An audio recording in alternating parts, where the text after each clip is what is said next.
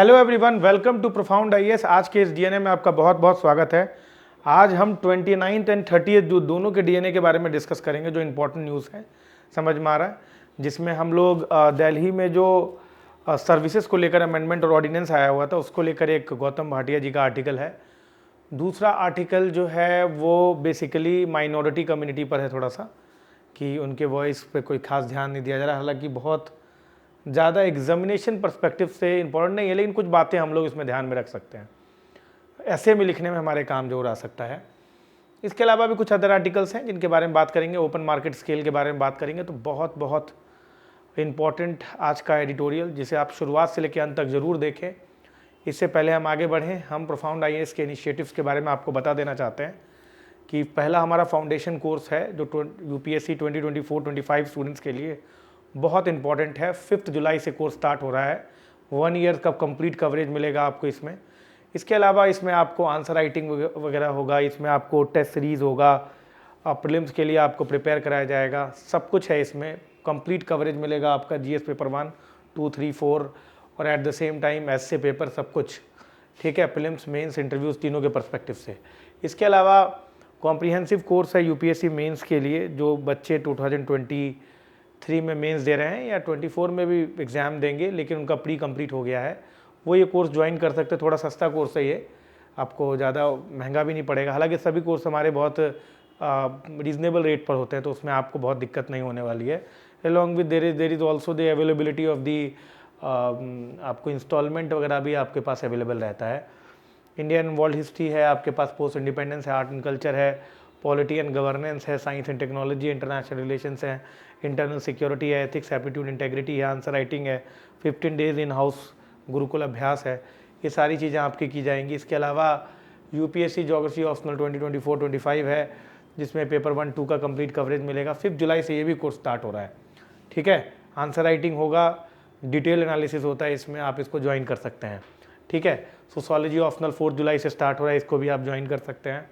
इन चारों कोर्सेज़ का लिंक मैंने डिस्क्रिप्शन बॉक्स में डाल दिया है, आप उसको अवेल कर सकते हैं। इन ये सारे चारों कोर्सेस आपको ऑनलाइन ऑफलाइन दोनों मीडियम में अवेलेबल होंगे। इसके आपको रिकॉर्डेड भी अवेलेबल होगा। इसके लिए आपको ऐप डाउनलोड करना पड़ेगा।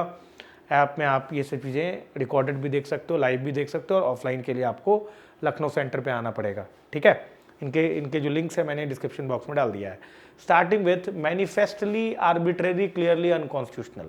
अभी क्या है ये आर्टिकल, जरा समझने की कोशिश कीजिए। आपको पता है कि नेशनल कैपिटल टेरिटरी के लिए स्पेशल प्रोविजंस जो है वो 1991 में डाल दिया गया था, जिसको आप national capital territory of Delhi act के नाम से जानते हैं। और इसके लिए एक सेपरेट प्रोविजन कॉन्स्टिट्यूशन में जोड़ा गया था, जिसे आप 239 AA के अंदर रखते हो, ठीक है। जो स्पेशल प्रोविजंस दिए गए हैं वो ये दिए गए हैं 239 AA में, ये आपको पता होना चाहिए, ठीक है।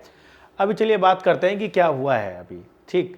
अभी देखिए इन्होंने क्या किया है कि जो सर्विसेज हैं, जैसे ब्यूरोक्रेसी है दिल्ली का, दिल्ली आपको पता है कि ये एक प्रॉपर स्टेट नहीं है, इट्स अ यूनियन टेरिटरी।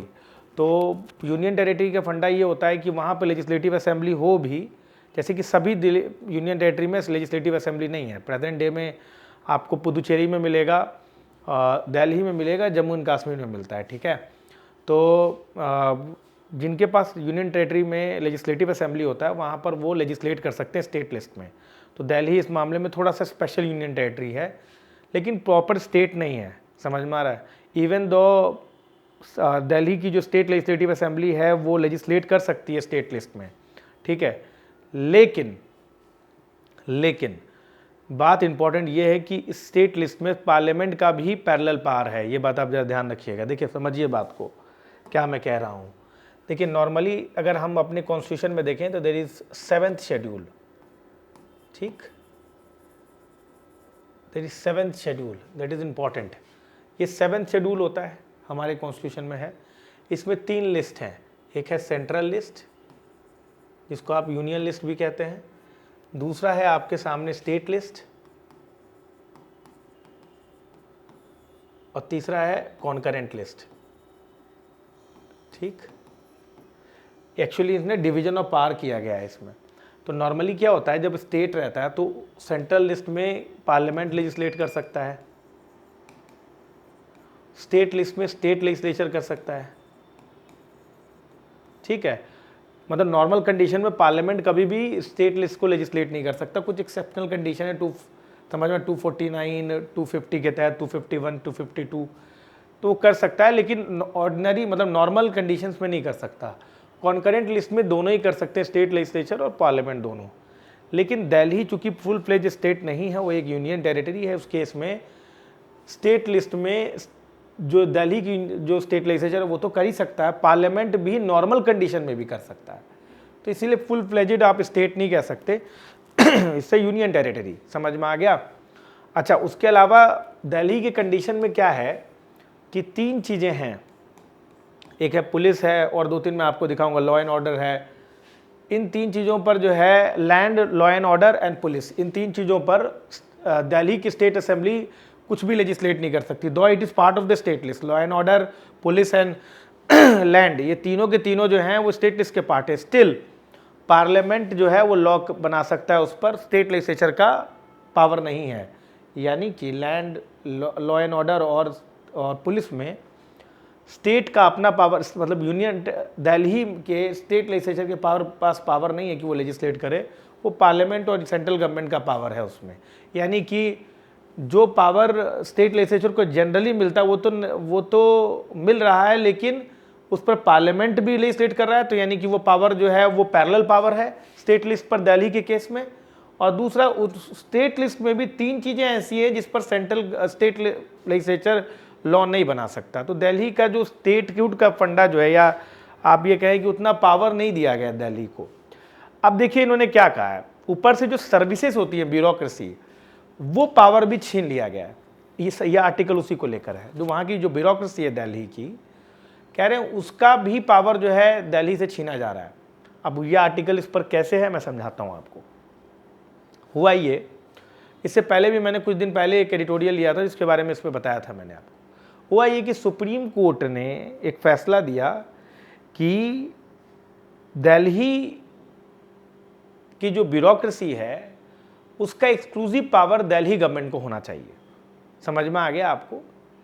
जब ये पावर सुप्रीम कोर्ट का आ गया तो एक प्रॉब्लम आ गया यहीं के बाद। क्या प्रॉब्लम आया कि जब ये जजमेंट पास किया गया सुप्रीम कोर्ट का, तो सेंट्रल गवर्नमेंट ने एक ऑर्डिनेंस इशू कर दिया, उन्होंने एक बॉडी बना दिया सिविल सर्विसेज के रिक्रूटमेंट को लेकर, उनके सर्विसेज के रेगुलेशन को लेकर। उस बॉडी में 2 ब्यूरोक्रेट थे और एक चीफ मिनिस्टर था। समझ में आ गया। और कहा गया मेजॉरिटी के बेसिस पर डिसीजन लिया जाएगा। अब जब 2 ब्यूरोक्रेट हो जाएंगे और एक चीफ मिनिस्टर हो जाएगा, तो चीफ मिनिस्टर माइनॉरिटी में आ गया। 2 ब्यूरोक्रेट जो कि सेंट्रली अपॉइंटेड है, उन्हीं का से होगा। Point number 1। Point number 2, chief minister को आपने ब्यूरोक्रेट के बराबर कैसे कर दिया, ये भी एक प्रॉब्लम था इसमें। तीसरी बात, ऐसी कौन सी इमरजेंसी आ गई कि आपको इसे ऑर्डिनेंस के थ्रू पास करना था। तो ये सारी क्रिटिसिज्म किए गए, लेकिन गौतम भाटिया जी ने इसको थोड़ा सा और भी बाहर ले गए हैं। मुझे इसमें ना एक स्टेटमेंट जो है वो बहुत सही लगा इसमें। इन्होंने क्या कहा गौतम भाटिया जी ने, कि ध्यान सुनिएगा सर। इन्होंने क्या कहा कि ये जो बॉडी बनाकर कि एक चीफ मिनिस्टर होगा, 2 ब्यूरोक्रेट होगा, वही बॉडी डिसाइड करेगी कि क्या सर्विस कंडीशंस होंगे, क्या होगा। इसने कहीं ना कहीं पार्लियामेंट्री डेमोक्रेसी को, और आप जो रिप्रेजेंटेटिव डेमोक्रेसी हो, इसको इरोड किया है। अब ये बात ये क्यों कह रहे हैं, ये कह रहे हैं कि जो सुप्रीम कोर्ट ने जब फैसला दिया था कि दिल्ली गवर्नमेंट पर ये पावर दे देना चाहिए, ये फैसला जो था एक साउंड बेसिस ऑफ कॉन्स्टिट्यूशनलिज्म पर था। लेकिन जब ये ऑर्डिनेंस पास किया गया तो ये साउंड बेसिस नहीं है। अब बोला क्यों ये साउंड बेसिस है, तो इन्होंने क्या कहा, जरा समझने की कोशिश कीजिए। इन्होंने कहा कि जो रिप्रेजेंटेटिव डेमोक्रेसी होता है, रिप्रेजेंटेटिव डेमोक्रेसी में क्या होता है कि पब्लिक जो होती है, पब्लिक एक रिप्रेजेंटेटिव सेलेक्ट करती है, जिसे आप एमपी एमएलए के नाम से जानते हो। ठीक है, रिप्रेजेंटेटिव। अब क्योंकि भैया पॉपुलेशन बहुत ज़्यादा है, तो अब हर आदमी तो गवर्नमेंट का पार्ट नहीं बन सकता, तो पब्लिक क्या करती है, एक रिप्रेजेंटेटिव सेलेक्ट करती है, जिसे आप एमपी एमएलए के नाम से जानते हैं। समझ में आ गया आपको। अब ये इस रिप्रेजेंटेटिव की ये जिम्मेदारी है कि वो पब्लिक वेलफेयर को ध्यान में रखते हुए वो पॉलिसीज बनाए। समझ में आ रहा है कि नहीं। रिप्रेजेंटेटिव की जिम्मेदारी है कि वो पॉलिसी फॉर्मुलेट करे, ठीक। और इस पॉलिसी को इंप्लीमेंट करने की जिम्मेदारी किसकी है, इसको इंप्लीमेंट करने की जिम्मेदारी जो है वो सिविल सर्वेंट्स के ऊपर है। अब जरा मेरी बात को जरा ध्यान सुनिएगा। इन्होंने कहा कि दिल्ली में जो जितने भी मिनिस्टर्स हैं, जो उनके एमएलएज हैं जो अपॉइंट हुए हैं, वो दिल्ली की जनता ने उनको अपॉइंट किया है। दिल्ली की जनता ने, दिल्ली के पब्लिक ने उनको अपॉइंट किया है। जो दिल्ली में जो आपके एमएलएज हैं, उसको दिल्ली की जनता ने इलेक्ट किया है। अब जब दिल्ली की जनता ने उसको इलेक्ट किया है तो उन रिप्रेजेंटेटिव के पास ये अधिकार होना चाहिए कि वो पॉलिसी फॉर्म करे, और वो करते भी हैं। लेकिन उसके इंप्लीमेंट की जिम्मेदारी अगर सिविल सर्वेंट्स को दिया जा रहा है, तो सिविल सर्वेंट ने मान लीजिए उसको ठीक से इंप्लीमेंट नहीं किया, समझ रहे हो बातों की नहीं, तो ये पॉलिसी ठीक से इंप्लीमेंट नहीं हो पाएगा, तो पब्लिक वेलफेयर नहीं होगा। तो फिर रिप्रेजेंटेटिव जिसे पब्लिक ने सेलेक्ट किया है, इलेक्ट किया है, वो अगर इन पर एक्शन लेना चाहे तो वो कैसे लेंगे, जबकि ये outside the purview of the state government है, दिल्ली की गवर्नमेंट से बाहर है ये। तो अगर मान लीजिए इसने गलत काम किया, मान लीजिए कि सिविल सर्वेंट ने, तो उसका ट्रांसफर कर दें हम, उसको कोई पनिशमेंट देना होगा, तो कैसे देंगे आप? ये तो आपके परव्यू के बाहर है ये। तो इसका मतलब होता है कि यहां पर बात बन नहीं पा रही है। रिप्रेजेंटेटिव डेमोक्रेसी में ये होता है कि जो पॉलिसी बना रहा है, यही रिप्रेजेंटेटिव जो होगा वो अकाउंटेबल होगा दैट पॉलिसी के लिए। लेकिन यहां पर तो भाई साहब सवाल उठ रहा है कि सिविल सर्वेंट जो इंप्लीमेंट कर रहा है वो ठीक से नहीं करेगा, तो ये रिप्रेजेंटेटिव इस पर कैसे चेक रख सकता है? तो जब वो प्रॉपरली चेक नहीं रख रहा है तो वो उस पॉलिसी के लिए अकाउंटेबल कैसे होगा? इस बात को जरा समझने की कोशिश कीजिए। तो ये एक टर्म इस्तेमाल करते हैं कि ट्रिपल टेस्ट ऑफ अकाउंटेबिलिटी। इन्होंने एक टर्म इस्तेमाल किया है, ट्रिपल चेन ऑफ अकाउंटेबिलिटी। इन्होंने कहा कि सुप्रीम कोर्ट ने जब ये फैसला सुनाया कि सर्विसेज को दिल्ली गवर्नमेंट के अंदर होना चाहिए, it was under the triple test of accountability. बहुत बढ़िया स्टेटमेंट है ये, आप इसको लिख लीजिए, ट्रिपल चेन ऑफ अकाउंटेबिलिटी। ये बोलते हैं कि सिविल सर्वेंट जो होते हैं, they are accountable towards the cabinet और या council of ministers. Council of ministers are accountable towards the legislature and legislature is accountable towards the people. इन्होंने क्या बोला कि ये जो फैसला जो ऑर्डिनेंस के थ्रू लिया गया है वो ट्रिपल चेन ऑफ अकाउंटेबिलिटी के अगेंस्ट है। कैसे भाई? जो सिविल सर्वेंट होते हैं, they are accountable to whom? To council of minister. Council of minister is accountable to whom? Legislature. Legislature is accountable to whom? Electorate, public. अब अगर आप सिविल सर्वेंट को अकाउंटेबल नहीं रखते हैं काउंसिल ऑफ मिनिस्टर के प्रति, क्योंकि यहां पर तो सिविल सर्वेंट पर कोई चेक ही नहीं है काउंसिल ऑफ मिनिस्टर का, क्योंकि ये तो outside the purview of the Delhi government हो गया। तो यहां पे सवाल ये उठ रहा है कि सिविल सर्वेंट को जब आपने काउंसिल ऑफ मिनिस्टर के प्रति रिस्पॉन्सिबल ही नहीं ठहराया, क्योंकि ये तो किसी और के प्रति रिस्पॉन्सिबल हो गए, अब तो ये आपने ट्रिपल चेन ऑफ अकाउंटेबिलिटी को तोड़ दिया। और अगर ट्रिपल चेन ऑफ अकाउंटेबिलिटी को तोड़ते हैं तो आप ये रिप्रेजेंटेटिव डेमोक्रेसी नहीं इंश्योर कर सकते हैं। और अगर आप रिप्रेजेंटेटिव डेमोक्रेसी इंश्योर नहीं कर पा रहे हैं तो इट इज अनकॉन्स्टिट्यूशनल। तो ये जो एक्टिविटी की गई है वो ठीक नहीं है, समझ में आ रहा है? यही बताने की कोशिश कर रहे हैं ये, है ना? तो क्या है, what are the point to be noted in this article? Point to be noted in this article क्या है? टू बी नोटेड क्या है? सबसे पहली बात, सुप्रीम कोर्ट ने कहा कि सर्विसेज दिल्ली गवर्नमेंट के अंदर होना चाहिए, दिल्ली गवर्नमेंट के एम्बिट में होना चाहिए, ठीक। लेकिन उसी के बाद सेंट्रल गवर्नमेंट ने एक ऑर्डिनेंस इशू किया, ऑर्डिनेंस प्रोमलगेट किया। उस ऑर्डिनेंस में बोल दिया कि एक बॉडी बनाई गई जिसमें एक chief minister plus 2 civil servant होंगे, उसके डिसीजन के बेसिस पर ही सर्विसेज पर एक्शन लिया जाएगा। तो कहीं ना कहीं ये जो ऑर्डिनेंस है, it is against the ethos of the representative democracy, क्योंकि ये ट्रिपल चेन ऑफ अकाउंटेबिलिटी को तोड़ता है।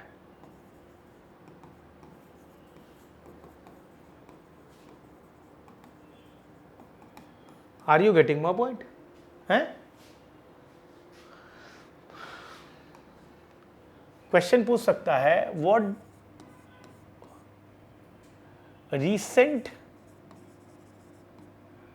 recent ऑर्डिनेंस, ठीक है, promulgation related to the services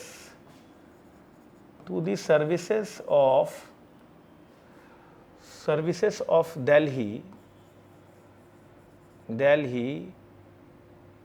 ठीक है, is against the ethos of triple chain of accountability.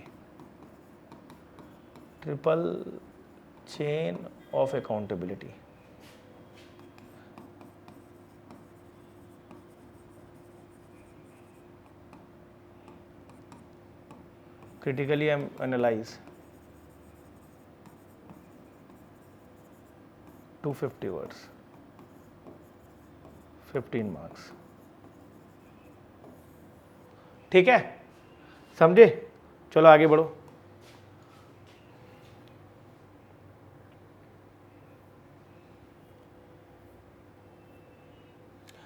अच्छा, बिलिंगर्ड being a Muslim in new India.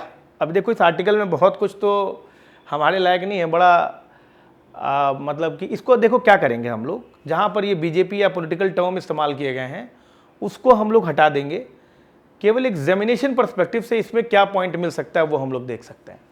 ठीक है, ठीक, ये ध्यान रखिए।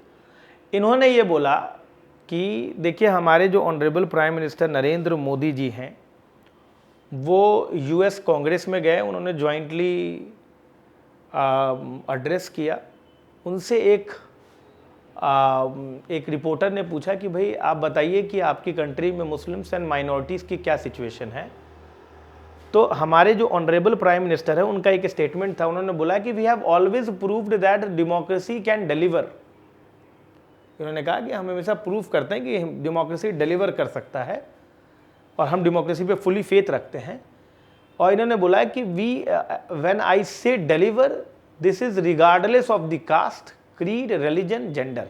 इन्होंने कहा कि जब मैं डिलीवर करने की बात कर रहा हूँ कि हम लोग डिलीवर करेंगे, हम उनको वो बेयर नेसेसिटीज़ पूरा करेंगे, अगर हम इनकी बात करते हैं तो वो रिगार्डलेस ऑफ कास्ट है, रिगार्डलेस ऑफ क्रीड है, रिगार्डलेस ऑफ एनी रिलीजन है, एनी जेंडर है। समझ में आ रहा है? इन्होंने बोला there is absolutely no space for discrimination. हम किसी की भी मतलब कोई भी जगह नहीं है हमारे पास डिस्क्रिमिनेशन का कि हम एक रिलीजन को दूसरे रिलीजन के प्रति फेवर करें।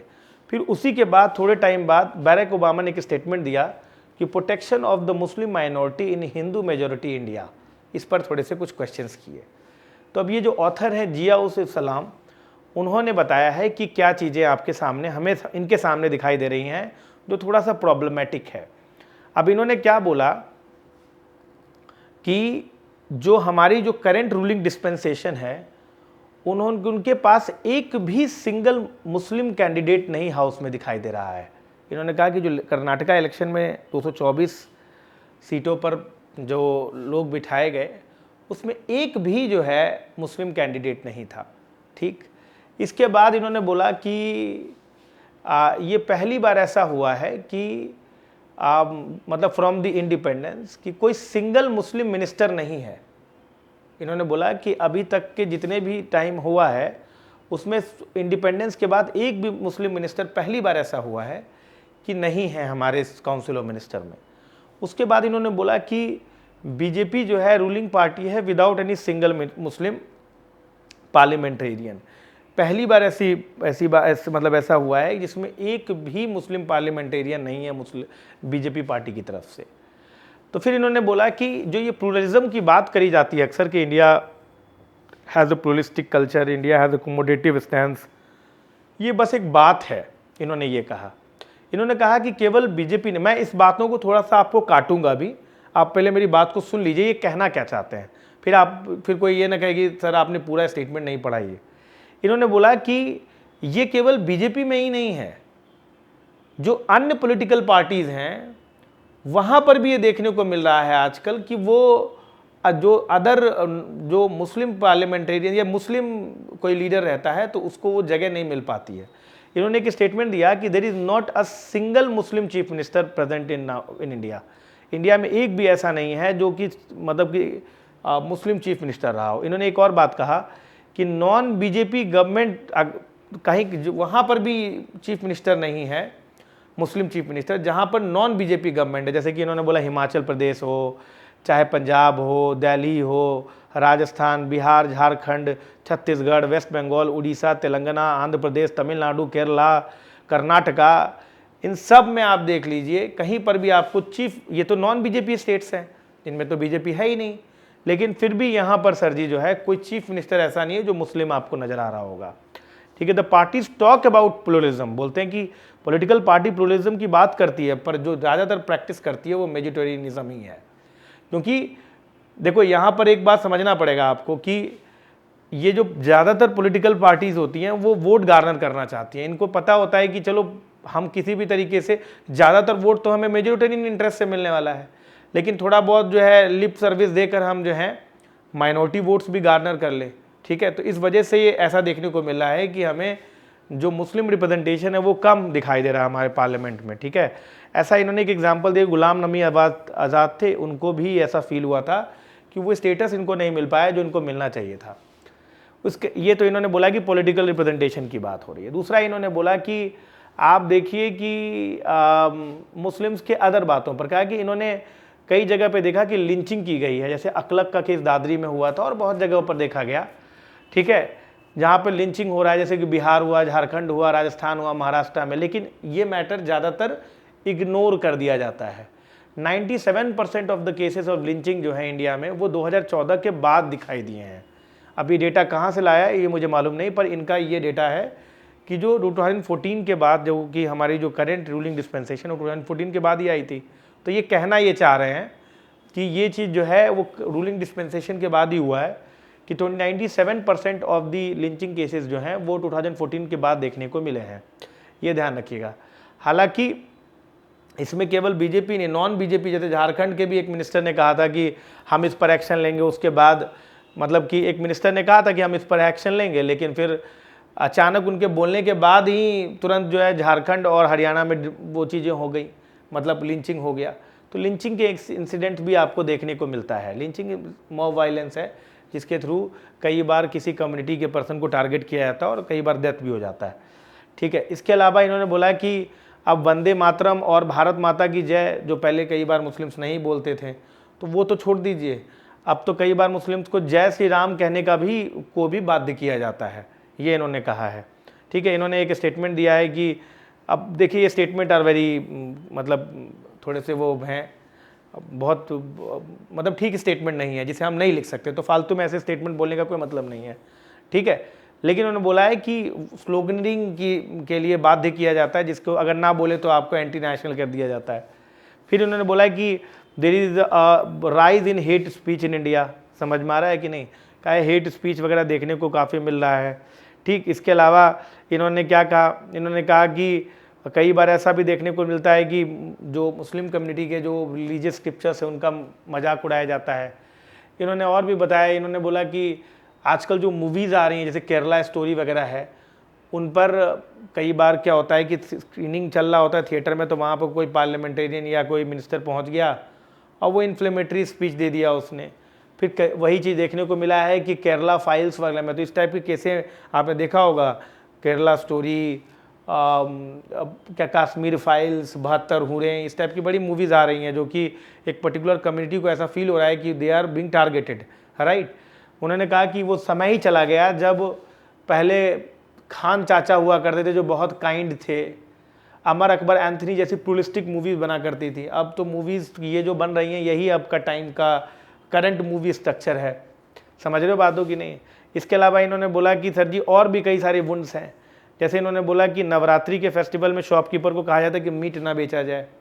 समझ रहे हो, इन्होंने कहा कि और कंज्यूमर को भी कहा जाता है कि नहीं खाया जाए, लेकिन कई बार नवरात्रि और रमज़ान दोनों मैच कर जाता है, तो उस केस में रमज़ान वालों का क्या होगा। इन्होंने कहा कि एक फेथ दूसरे फेथ पर सुपीरियर हो जाता है है ना, कि एक फेथ का ज़्यादा देख सुना जा रहा है, दूसरे फेथ का नहीं सुना जा रहा है। अब ये सारी बातें इन्होंने कर दिया। अब मैं इसमें देखो, इसमें काफ़ी हद तक सच्चाई भी है और मैं कुछ और भी बोलना चाहता हूँ जो मेरी तरफ से है, जिसे आप आंसर को बैलेंस कर पाएँ यूपीएससी के पर्सपेक्टिव, नेताबाजी नहीं। देखिए, पहली बात समझिए कि बीजेपी या कोई भी ऐसी पार्टी जो भले वो करेंट डिस्पेंसेशन, रूलिंग डिस्पेंसेशन हो या कोई भी हो, इट इज़ नॉट इंडिया और neither they are representative of Hindus और मुस्लिम्स। किसी भी पॉलिटिकल कम्युनिटी का या किसी भी कम्युनिटी का they are not the representative. पहली मेरी बात को ध्यान से सुनिएगा, मुस्लिम जो है वो हिंदू नहीं है और ना ही वो इंडिया, बीजेपी जो है वो हिंदू नहीं है ना ही वो इंडिया है, ठीक है। वो एक पॉलिटिकल पार्टी है जो अभी के टाइम में रूलिंग डिस्पेंसेशन है। समझ में आ गया। एक और बात, गवर्नमेंट भी इंडिया नहीं है। इंडिया के गवर्नेंस का एक विंग होता है जो इंडिया है, जो कि गवर्नमेंट है। मेरी बात को ध्यान से सुनिएगा, इंडियन गवर्नेंस में एक विंग होता है एग्जीक्यूटिव क्लास का। 3 तरह के विंग होते हैं, एग्जीक्यूटिव होते हैं, लेजिस्लेटिव होता है, जुडिशरी होता है, ठीक है। तो बीजेपी या गवर्नमेंट इंडिया नहीं है, समझ रहे हो। इंडिया के अंदर आता है गवर्नेंस, गवर्नेंस के अंदर 3 विंग होते हैं, उसमें से एक विंग एग्जीक्यूटिव होता है जो कि ये है, समझ रहे हो। बाकी 2 विंग हैं जो काम कर रहे हैं, समझ में आ रहा है। Though there are violences, though there are lynching cases, but the case has been filed, समझ में आ रहा है। There is nothing called immediate justice. यहां पर निर्भया जैसे केसेस हुए हैं जिसको रिजॉल्व होने में 6 से 7 साल लगा है, समझ रहे हैं बात को कि नहीं। तो तुरंत नहीं कोई चीज रिजॉल्व हो जाता है वहां पर, समझ में आ रहा है। अगर कोई मिनिस्टर ध्यान नहीं दे रहा है तो इसका मतलब ये नहीं है कि गवर्नमेंट के अदर विंग्स जो हैं वो सोए हुए हैं, दे आर फंक्शनिंग, समझ में आ रहा है। India is well thriving economy, किसी के वेल थ्राइविंग डेमोक्रेसी, किसी के कह देने से कोई मेडिटेरेनियन इंडिया नहीं हो जाता है। उसका प्लूरलिस्टिक कल्चर जो है वो इतना शैलो नहीं है, समझ में आ रहा है, कि एक करंट डिस्पेंसेशन आ जाए तो वो प्लूरलिस्टिक कल्चर एकदम खत्म हो जाएगा।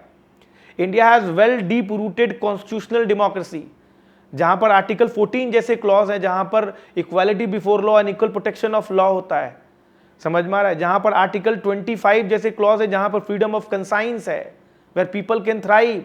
केवल जगहों के नाम बदल लेने से यह सिद्ध नहीं हो जाता है कि इंडिया का प्लूरलिस्टिक कल्चर खत्म हो जाएगा, समझ में आ गया। ना ही औरंगजेब के आने के बाद किसी जगह के नाम बदलकर औरंगाबाद कहने पर इंडिया का प्लूरलिस्टिक कल्चर खत्म हुआ था, ना ही औरंगाबाद को कुछ और बना देने पर उसका प्लूरलिस्टिक कल्चर खत्म हो जाएगा, समझ में आ रहा है। ना ही किसी मस्जिद को मंदिर बनाने पर और ना ही मंदिर को मस्जिद बनाने पर उसका प्लूरलिस्टिक कल्चर खत्म हो जाएगा। These are some fringe element जो कि इंडिया के वेल डीप रूटेड डेमोक्रेसी को अपरूट नहीं कर सकते, समझ में आ रहा है। जहां तक बात है पॉलिटिकल पार्टीज का, तो दे ऑलवेज यूज क्या कहते हैं, रिलीजन एज देयर टूल। आप पंजाब में देखिए सर, पंजाब में खालिस्तानी मूवमेंट क्यों रिवाइव कर रहा है? Have you ever thought about that? कभी आपने सोचा है कि खालिस्तानी मूवमेंट क्यों आ रहा है वहां पर? अभी कैसे खालिस्तानी मूवमेंट शुरू हो गया है? खालिस्तानी अचानक से आपको अमृतपाल ऐसे जैसे लोग आपको दिखाई दे रहे हैं, क्योंकि वहां पर पहले अकाली दल की पार्टी हुआ करती, नाउ दे बिकम वीकर। तो वहां पर अब ऐसी पॉलिटिकल रेजीम ही नहीं बचा है जो कि सिख इंटरेस्ट को प्रमोट करे। तो वहां पर क्या हो रहा है, वहां पर क्या देखने को मिल रहा है? वहां पर अब कोई एक आदमी आ जाता है, खालिस्तानी मूवमेंट को अप्रूव करता है, तो वो अचानक से पॉपुलर हो जाता है, समझ में आ रहा है। पंजाब के अगर आप अगर पॉलिटिक्स देखें तो आपको ये चीज नजर आएगा कि रिलीजन जो है वो एक बहुत इफेक्टिव टूल रहा है वहां पर, समझ रहे हो। वही रिलीजन के इफेक्टिव टूल को नहीं पकड़ा तो अकाली दल वीक हो गया, कांग्रेस वीक हो गई, उसके बाद आम आदमी पार्टी आई, उसको भी ऐसा कुछ दिखाई नहीं दे रहा है, बेकदरी की गई कहीं पर, समझ में आ रहा है। बरगारी इंसिडेंट में बेकदरी की गई, उसका अभी तक कोई इफेक्ट नहीं आया। तो वहां पर दिखता है कि जो मिनिस्टर्स, जो पॉलिटिकल पार्टीज वहां पे आई हैं, वो उसके अगेंस्ट कुछ नहीं कर पाई, तो वो सारी की सारी पॉलिटिकल पार्टीज पेरिश कर गई। तो भाई भारत की राजनीति में ये हमेशा चलता रहा है कि कोई भी पॉलिटिकल पार्टी वो रिलीजन को एज ए टूल की तरह इस्तेमाल करे। पर इसका मतलब ये नहीं है कि Bharat as such Hindu state बन गया है या कुछ ऐसा हो गया है, बन ही नहीं सकता है, क्योंकि secularism is a basic structure of our constitutions. ये रूलिंग डिस्पेंसेशन आते रहेंगे, जाते रहेंगे, इल्जाम लगता रहेगा, लेकिन भारत जो प्लूरलिस्टिक कल्चर है वो रहेगा हमेशा। ना ही 4 जगह के नाम बदलने से भारत जो है वो एक पर्टिकुलर कमिटी की कंट्री बन जाएगी, ना ही नाम रखने से प्लूरलिस्टिक कंट्री बन जाएगी। नाम से कुछ नहीं होता है, समझ में आ रहा है? ये ध्यान रखिएगा इस चीज से। तो ये बहुत डीप रूटेड डेमोक्रेसी है कि किसी एक पॉलिटिकल पार्टी के कुछ कर देने से उसका पूरा पिक्चर नहीं बदल जाता है, समझ में आ रहा है? तो ये हो हल्ला मचाने से कोई फायदा नहीं है, ठीक है, ये समझ लीजिए। तो ये एक पॉजिटिव, ये एक बात इन्होंने कहा। मैंने जो आपको बोला, इन दोनों को मिला के लिखेंगे तो आपको बढ़िया सा एक आंसर तैयार हो जाएगा।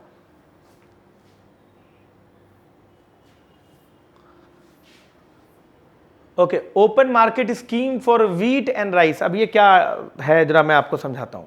देखिए होता क्या है, इंडिया में फूड कॉरपोरेशन ऑफ इंडिया जो है, ये एक प्रोक्योरमेंट एजेंसी है गवर्नमेंट की।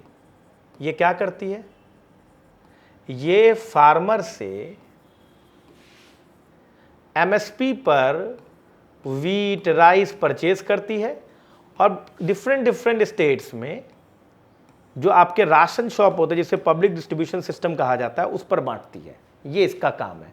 कई बार ऐसा होता है कि एफसीआई के पास बांटने के बाद भी बहुत सारा जो है व्हीट और राइस बच जाता है और बहुत सारे अनाज बच जाते हैं। तो अब फूड कॉर्पोरेशन ऑफ इंडिया क्या करेगी, उसको बचा के रखेगी ताकि चूहे पार्टी करें? नहीं, बिल्कुल नहीं। ये क्या करेंगे, यहां पर फूड कॉर्पोरेशन ऑफ इंडिया क्या करती है कि उसको ओपन मार्केट में बेच देती है। मेरी बात को जरा ध्यान तो सुनिएगा। अगर ये ओपन मार्केट में बेच देगी तो व्हीट और राइस की सप्लाई मार्केट में बढ़ जाएगा, जिससे उसका जो रेट है वो डिक्रीज हो जाएगा, उसका जो कॉस्ट है वो डिक्रीज हो जाएगा। ये चीज होता है ओपन मार्केट, इसको हम लोग कहते हैं। ये जो सेलिंग ऑफ द व्हीट और एक्सेस या सरप्लस व्हीट और राइस है to in the open market, इसको हम लोग बोलते हैं ओपन मार्केट, ठीक है, ओपन मार्केट सेल स्कीम। समझ में आ गया? ये ध्यान रखिएगा। अच्छा, ये जो ओपन मार्केट में लोग जो ट्रेडर्स खरीदते हैं, ये ट्रेडर्स जो खरीदते हैं, ये इस पर ई ऑक्शन किया जाता है, ऑक्शन पे होता है। ऐसा नहीं है कि आप कुछ भी कर देंगे तो हो जाएगा। अच्छा, ये जो सरप्लस व्हीट और राइस है, इसे स्टेट गवर्नमेंट भी खरीद सकती है। समझ में आ रहा है कि नहीं आपको, इस स्कीम के तहत? लेकिन स्टेट गवर्नमेंट को ऑक्शन नहीं करना होगा, वो चाहेगी जिस रेट पे बोलेगी उस रेट पे खरीद सकती है। ये टोटल ओपन मार्केट स्कीम है, ठीक है। अभी मामला क्या हुआ है कि भी जून महीने में सरकार ने एक लिमिट डाल दिया। पहले क्या हुआ करता था कि कोई ई ऑक्शन के थ्रू चाहे कितना भी हो वो परचेस कर सकता था, 5000 4000 टन, समझ लो बात, वो खूब मात्रा में कर सकता था। अभी सरकार ने बोला है कि कोई 10 से लेके 100 मिलियन टन से ज़्यादा वो नहीं खरीद सकता। ऐसा है सरकार ने इसलिए कहा क्योंकि सरकार चाहती नहीं है कि उसकी होर्डिंग हो जाए। व्हीट के रेट बढ़ रहे हैं, खाने के रेट बढ़ रहे हैं, राइस के भी रेट बढ़ रहे हैं। तो सरकार ने कहा कि छोटे छोटे ट्रेडर को देंगे तो क्या होगा, रीच बढ़ेगा, इन्फ्लेशन कम होगा, ठीक। तो इन्होंने पहला तो ये कह दिया, ठीक है, कि ये 10 से 100 मिलियन टन तक आपका होगा। दूसरा इन्होंने एक और बात कहा है जो बहुत कंट्रोवर्शियल है। इन्होंने कहा है कि ओपन मार्केट सेल के तहत, समझ में आ गया, ओपन मार्केट सेल के तहत food corporation of India state government को अनाज नहीं देगी, व्हीट एंड राइस।